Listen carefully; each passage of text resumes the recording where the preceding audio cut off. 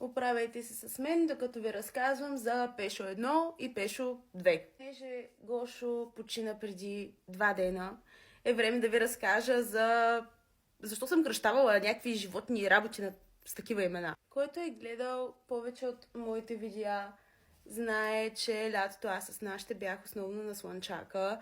Още от много малка, сигурно от 8 годишна. Винаги откривах някакви животинки, кокошки, кончета, кучета.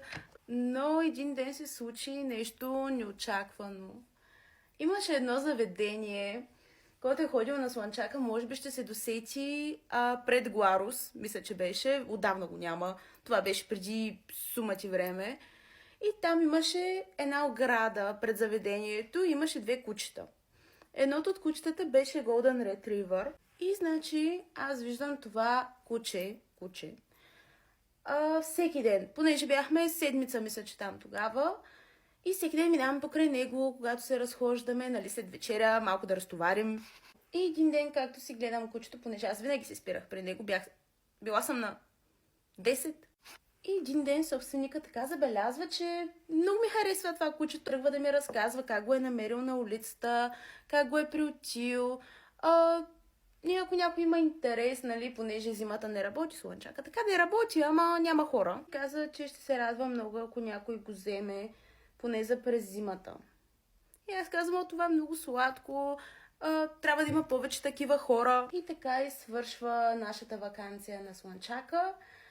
И идва другото лято. И другото лято пак бяхме на Слънчака. И минаваме пак през същото място. Обаче гледам и кучето го няма.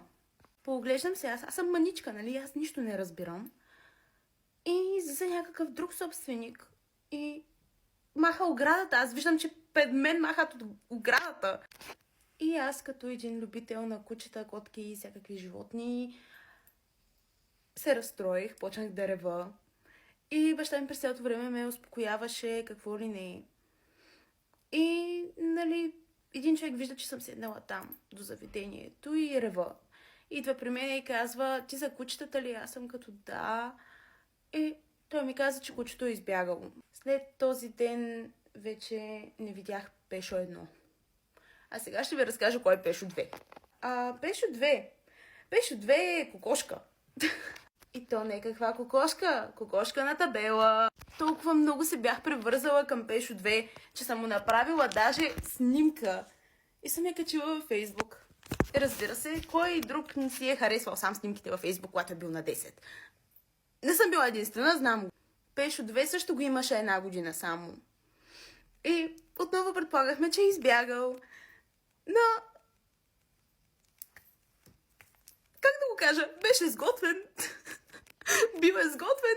Надявам се това да е било шега, защото дори не е кокошка, той е петел. Как? Какво? Защо? 10 годишният ми мозък тогава беше много объркан. Това е историята за Пешо 1 и Пешо 2.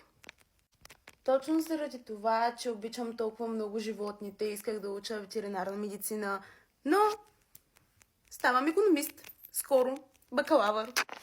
Ако искате да ви разказвам още такива истории, или по-забавни, или по-нелудничеви, понеже имам доста, може да ме последвате.